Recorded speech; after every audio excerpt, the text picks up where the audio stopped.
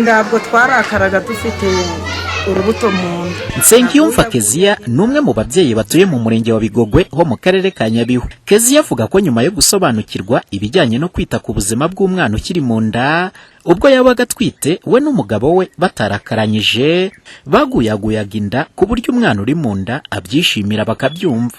Naguyaguyaga inda ngayisekera kugira ngo umwana uri mu nda amererwe neza.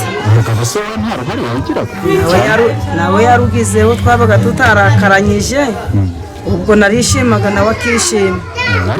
Twakundaga kurakaranya. Ikintu cyo kwita ku mwana ukiri mu nda twasanze ari kimwe mu bintu bifasha umwana kugira ngo yiyubake muri we. Hari ingirangingo z'ubwonko ze ziba zitari zagakoze. Iyo umwubatse guhera agisamwa kugeza ku myaka 6, biriya ni ibintu bifasha umwana mu mikurire ye y'ubwonko. Uku gushyira amakimbirane hasi hagati y'umugabo n'umugore mu gihe batwite, Nsabimana Emmanuel, umuhuzabikorwa w'amarerero yose abarizwa mu murenge wa Bigogwe, avuga ko byose biva mu biganiro bahereza ababyeyi. Mbonezamikurire y'abana bato rero ntabwo twayihaye abarezi bonyine gusa ndetse n'aba bana, ahubwo hari na gahunda y'ibiganiro byagenewe ababyeyi kugira ngo aba babyeyi baba bana nabo bamenye serivisi mbonezamikurire ise n'iki ishingiye kuki, bituma n'aya masomo rero gufata umubyeyi twite neza, kumwitaho, bituma azabyara umwana mwiza.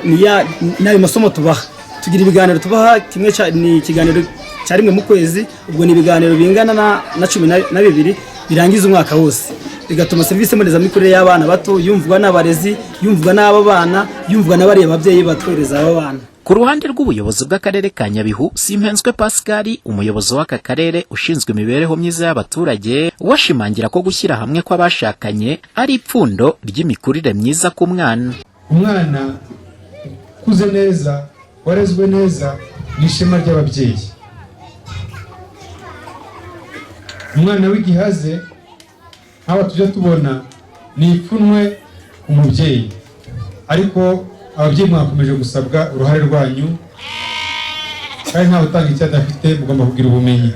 Umugore n'umugabo mugashyira hamwe mukagira ubumenyi mushobora gufasha umwana kugira ngo agire intambwe cyangwa se ibyo yigiye ku ishuri akomerezeho mu rugo.